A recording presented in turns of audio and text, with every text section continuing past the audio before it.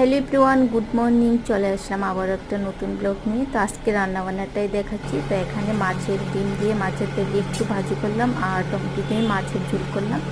তো সবটা তোমাদের সাথে শেয়ার করতে পারলাম না। আর এখানে করব মাছ দিয়ে টমেটো টক। তো দেখো শুরু থেকে লাস্ট অব্দি টকটা আমি কী করে করি। তো সবসময় সর্ষে সোমবার দিয়ে, আজকে রসুন সোমবার দিয়ে টকটা করবো, যেহেতু মাছ দিব। তো এইভাবে অনেক ভালো লাগে।